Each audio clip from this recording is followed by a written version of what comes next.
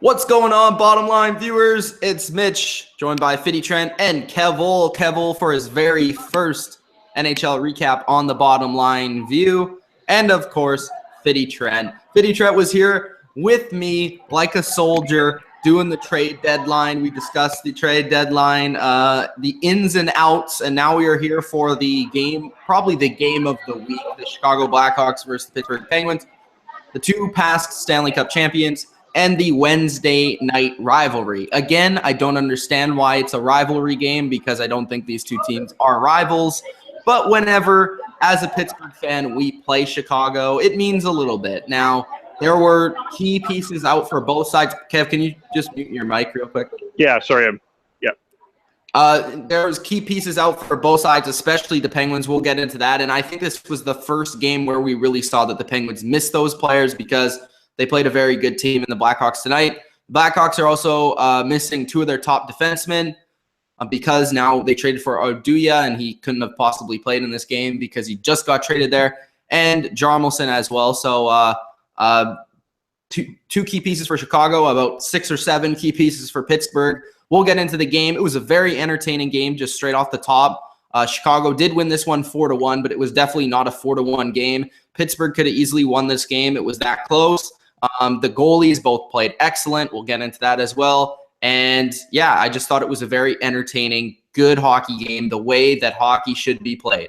Fitty Trent, what's your thoughts on the game? I think you summed it up very well there, Mitch. I mean, as you said, these two like teams, they're not really much rivals, but they kind of are. They've been threatening to possibly make the Stanley Cup final facing off against each other for a long, long time now. And you and I both think that this might become a serious Stanley Cup final this year. Yes, a lot of them had key players out, but that just proves how much depth that you're going to need throughout the playoffs. You know, the playoffs aren't just like one game. It's a 7-game series. So you need to have great depth, and Chicago got the best of Pittsburgh tonight, but as you said, it could have just as easily gone the opposite direction. Kevil. I thought that the game started, I thought Pittsburgh started off really well, out-hit them, outshot them, but as the game went on, Chicago's depth and 4 lines and 6D and overall strength showed. It was very clear that Pittsburgh's missing a lot of people from their lineup, specifically on the back end. Fleury was great, though, kept him in the game. Patrick Kane was great, and we'll talk about a couple of other people as we go on that I was particularly impressed with. Okay. Yeah, so let's get into the game stats real quick. Hit up that TSN. Chicago Blackhawks 4-1 over the Penguins. It ended up being 0-0 after the first, 2-1 for Chicago going into the third period, and then Chicago swept them 2-0 with an empty netter at the end of the game. Patrick Kane did score 3 goals in this game. Kind of a quiet hat trick because he did have the empty netter. Very nice first goal. His second goal was pretty much a wide open net, but he still had to hit the net, and Fleury almost saved it, actually. So it was still a nice goal. That makes Kane on the season 27 goals. He scored 7 in his past 3 games. Scott Wilson scored the lone goal for Pittsburgh. Like we said, we'll get into Scott Wilson a little bit, but my joke to Fitty Trent was that Scott Wilson could potentially play on the first line for the Canucks, and he might not even make the lineup come playoff time for the Penguins, so that's kind of funny. Then we have the panic goal, which was friggin' ridiculous. Like, I couldn't even hate on that. The only thing I'll hate on was Malkin. Like, he didn't play any defense. Like, he just stood there.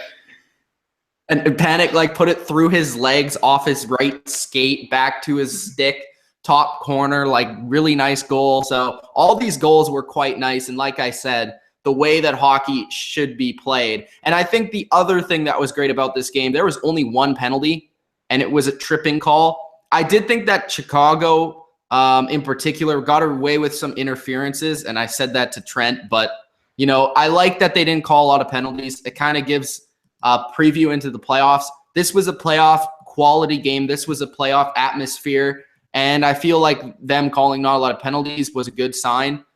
So that was good. The key players in the game, I mean, for Pittsburgh, Crosby still had a really good game, I thought. He was all over the place. He could have had a couple goals.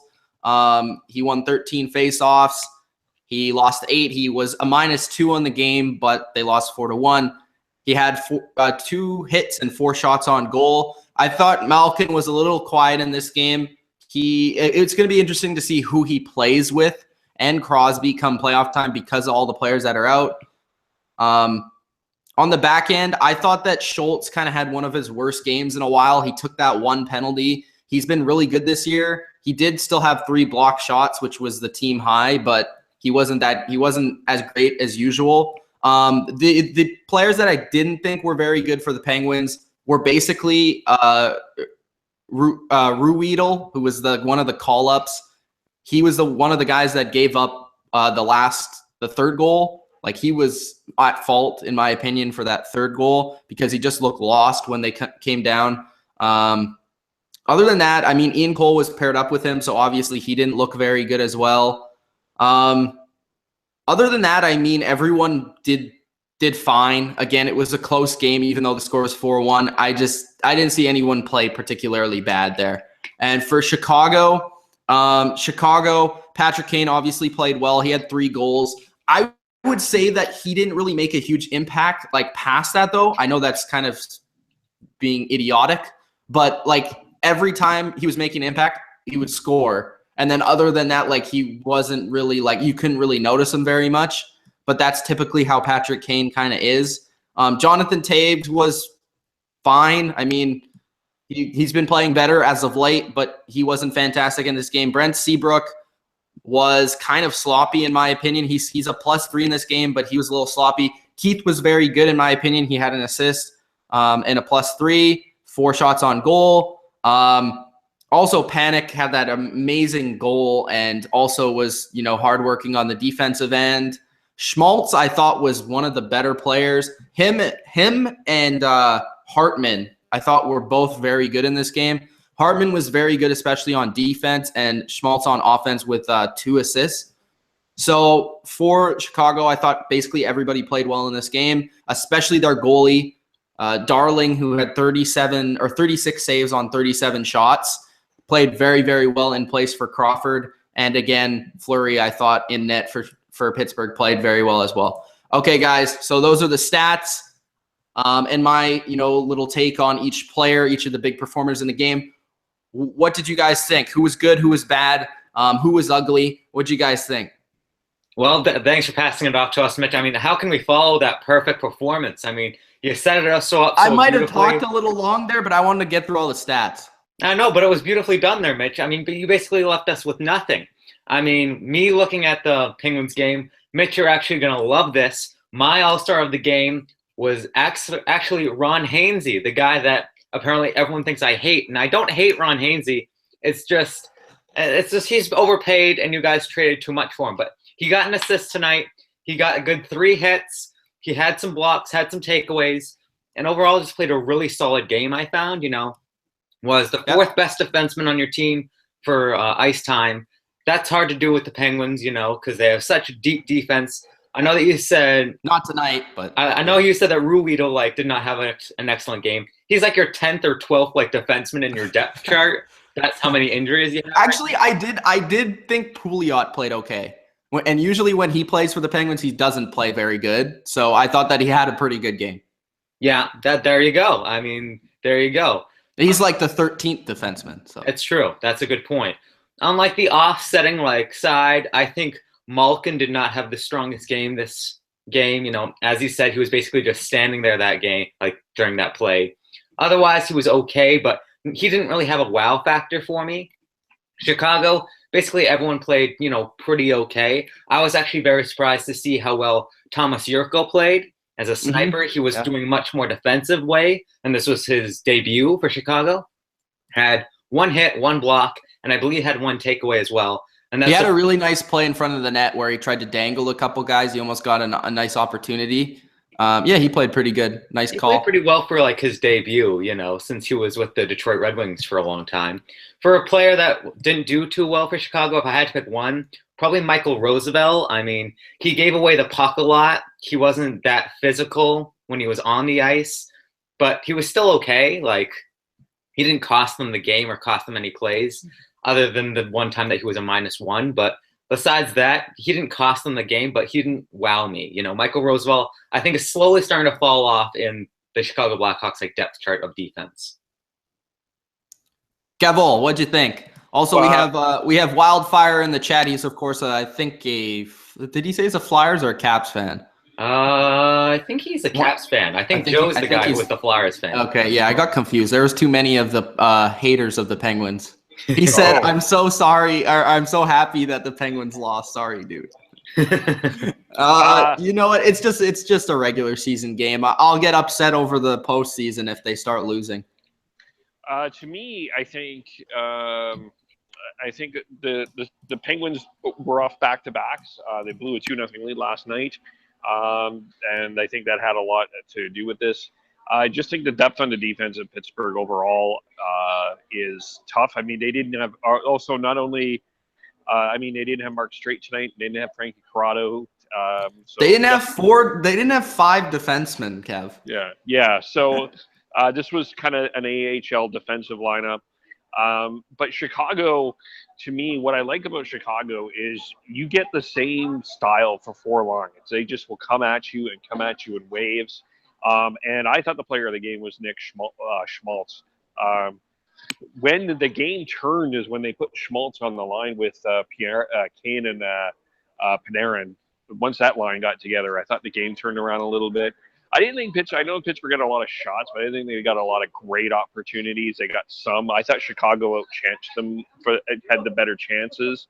And I think that, just to me, I think that it was the depth of the Penguins' defense that cost them the game. It's just, people are talking about. Sorry, Wildfire's a Caps fan, and everyone's assuming that the Caps are going to win the Cup. And if you're thinking of taking Caps in the hockey pool, I would remind you about the Chicago Blackhawks. They aren't going anywhere. This is a great team. They've won the Stanley Cup a few times. They know what they're doing. It was proof to not count them out. And when they have this home ice advantage, which they will for most of the first round or for most of the playoffs, tough to beat. 406 straight sellout tonight in the United Center. So do you think despite the Penguins' injuries, do you think this was a statement game for Chicago? No. Not really. No, I just think it's just another game for Chicago. I don't think it was anything that they didn't need to win. It was just I don't think that they need to make any statements. I think it's a team like the Minnesota Wild feel they need to make a statement. But the team like Chicago doesn't because they've been there before. The statement is they got rings, right? So when you have rings, that's your statement. When you don't have rings, you need your statement. You need a Kevin Shattenkirk.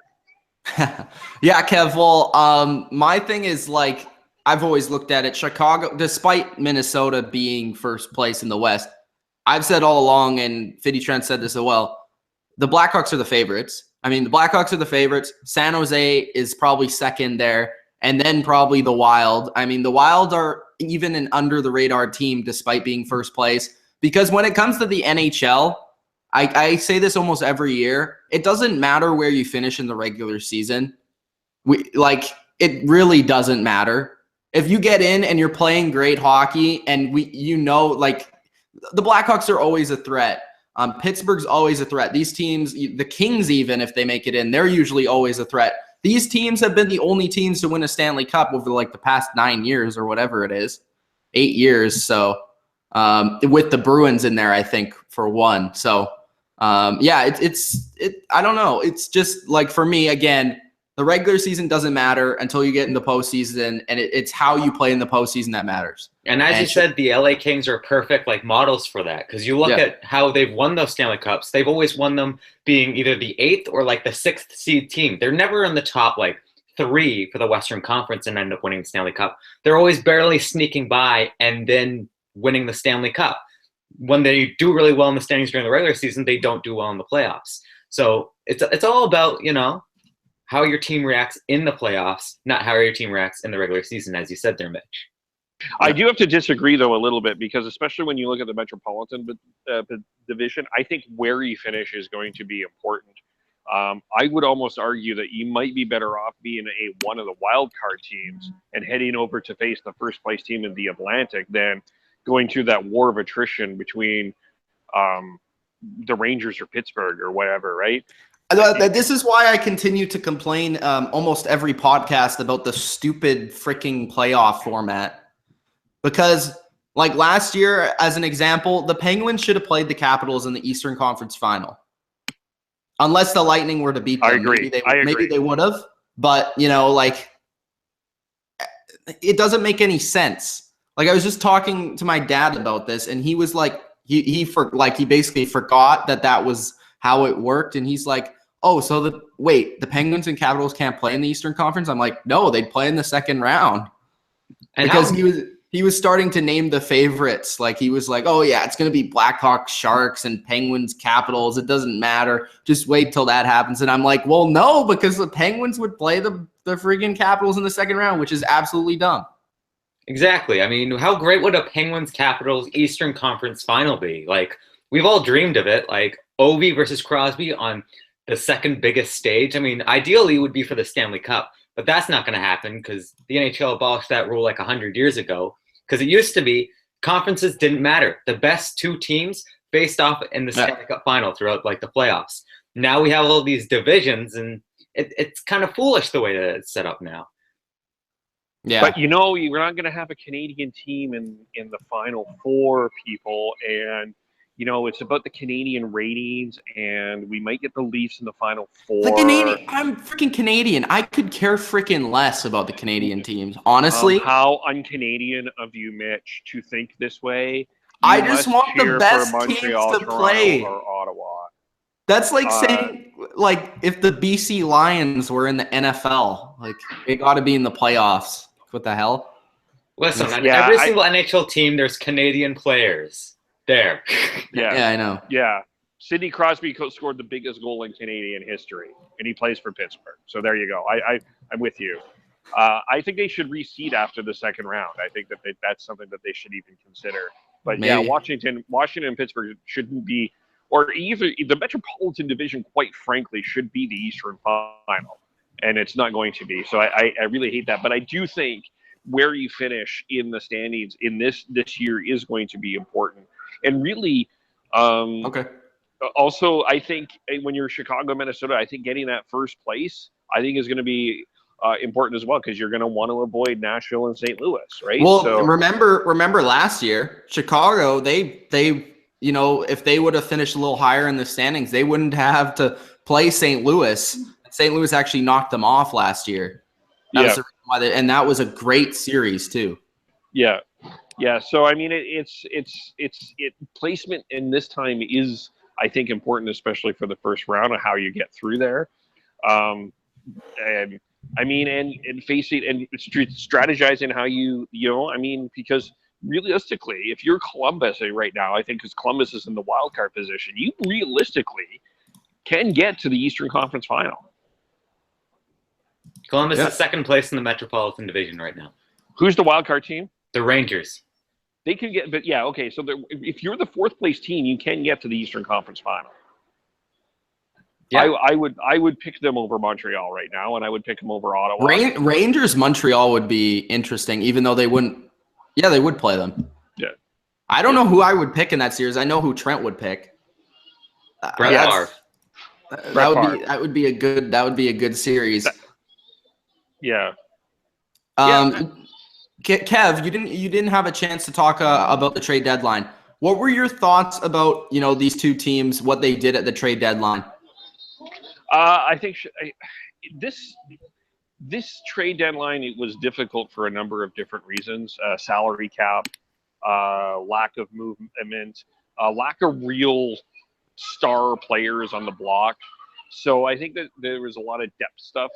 I personally think Chicago getting Oduya, I think, was a really smart move. Getting Thomas Yurko was a good move too. Sharp there. I think Pittsburgh getting the defensemen they need were great. Straight and Frankie Corrado. I think they gave up too much for Frankie Corrado, though. I can't believe that Vancouver put Frankie Corrado on waivers and got nothing for him. And yet, when Toronto trades Frankie Corrado, they got 3 players for him.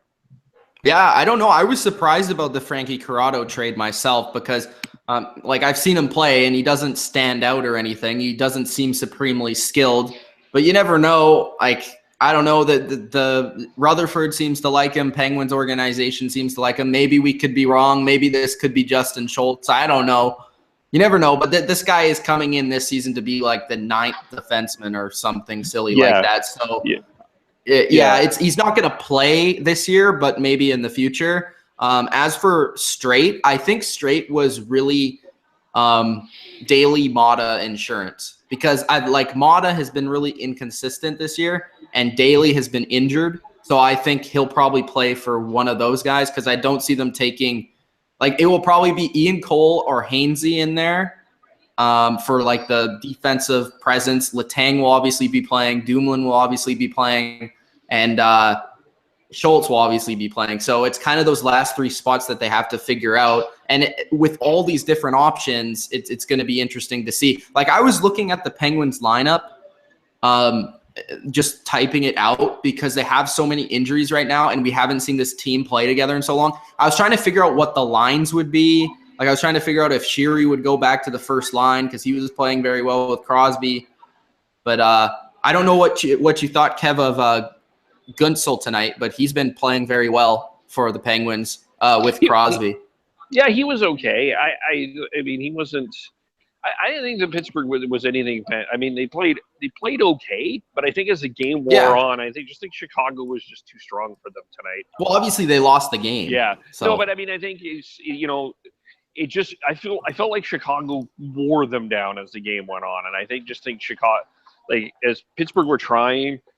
Great effort, but they just didn't have a lot of energy or gas tonight. Was my conclusion of them tonight.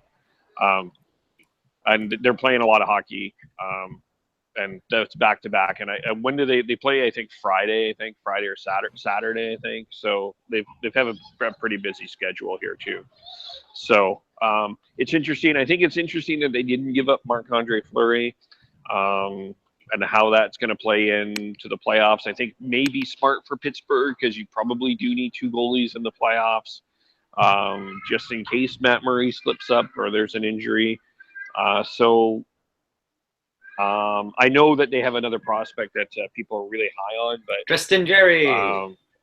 Yeah, who's a BC guy, but you still want that veteran presence. So and a cup guy, especially at this time of year. So.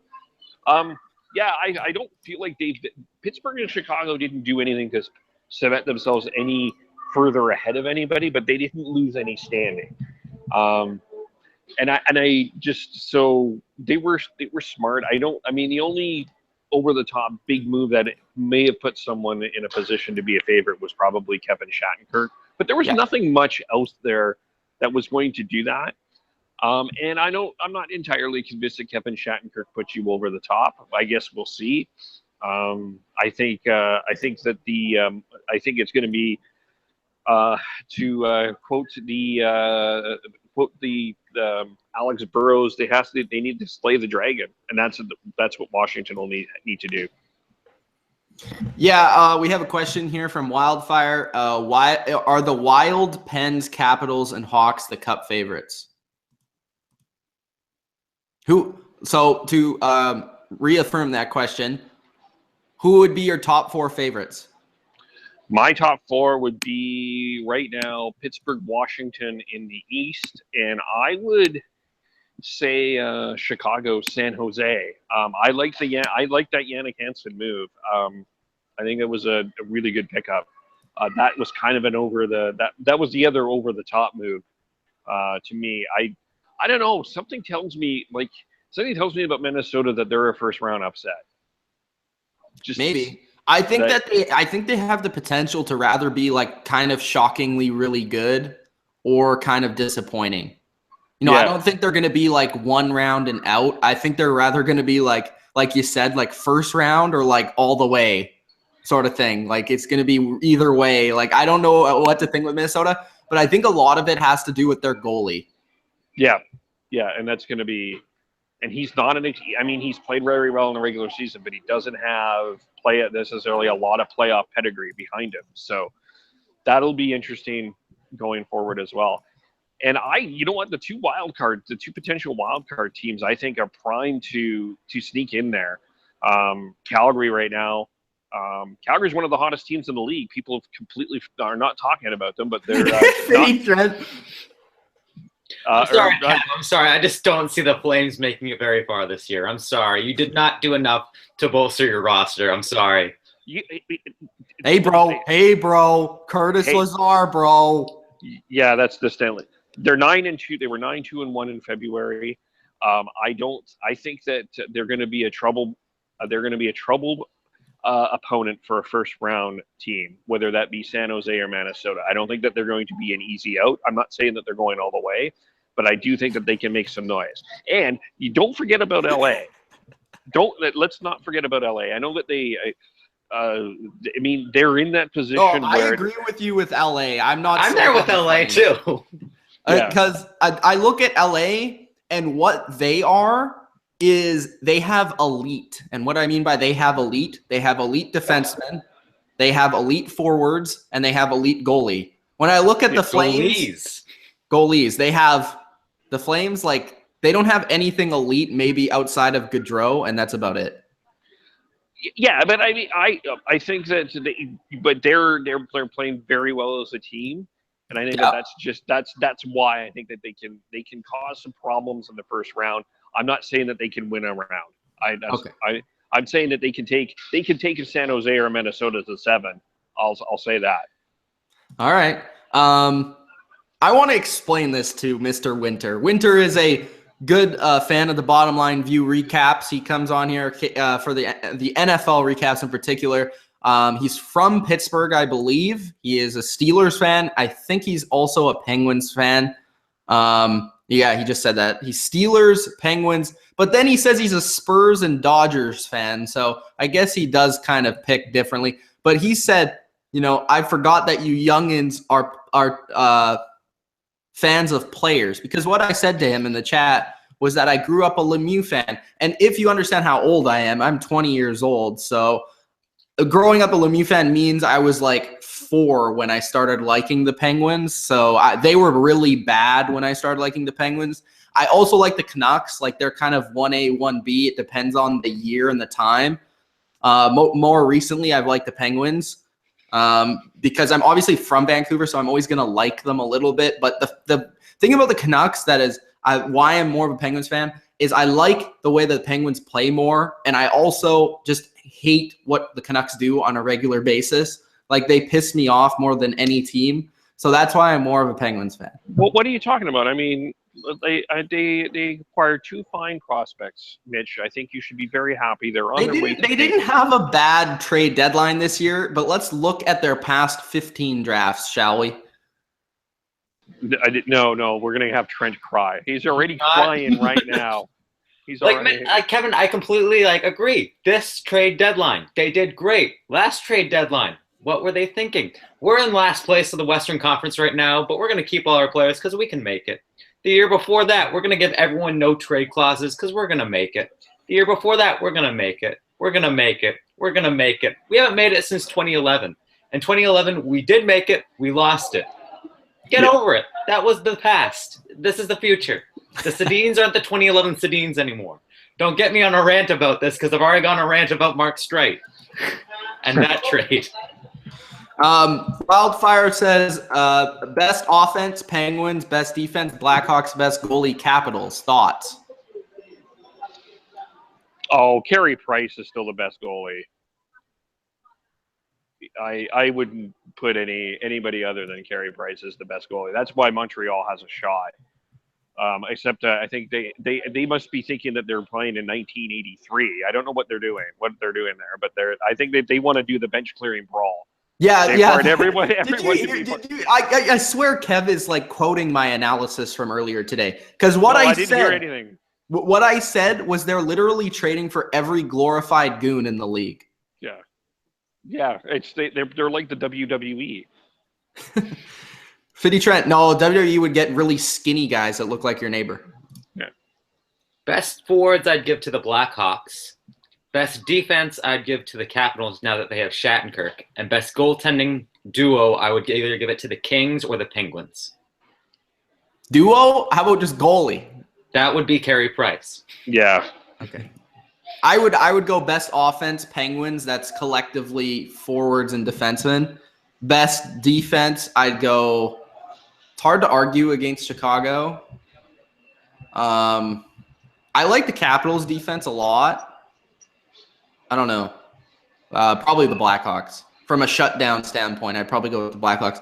Goalie, I trust Carey Price, but man, if Devin Dubnyk continues to play well, you might have to go there, man. So that's my thoughts. Holtby is very good though. Yeah, he's up there. Holtby's not in my. Holtby's in my top 5, but he's not number 1. Winter says, "Who's the new guy with the glasses? I haven't seen him before." What new guy with the glasses? That's me. I thought that was me. Fitty Trent. That's Fitty? Fitty Trent, introduce yourself to Winter. He's a big bottom line viewer. All right, Winter. Thank you so much for your support with the Bottom Line View. I greatly appreciate it. You help me eat and sleep at night. And my name is Fitty Trent. I'm a diehard Canucks fan. Yes, I realize that the Canucks suck. It's okay. I live with it on a daily basis. I'm glad that you come and watch our video. It's greatly appreciated. I love you from the bottom of my heart. Wow, that was very nice. Yeah. I wonder if Mr. Winter likes you now. Arian says, it. # push Holtby. Push Holtby. Winter says, Quick is still a big question. I do agree. I think he's rather hurt, and sometimes I've been telling, like, my dad's like, oh, Quick's the best goalie in the league. Best goalie, like 3 years ago, I was like, he's been really inconsistent, and when he's not inconsistent, he's hurt. Like, I don't know what to think about Quick, to be honest. That's why they got Bishop. Like, everyone's like, why did they get Bishop? It's because Quick has been inconsistent. A lot of people don't want to realize that. He's been the Rask of the Western Conference. Yeah.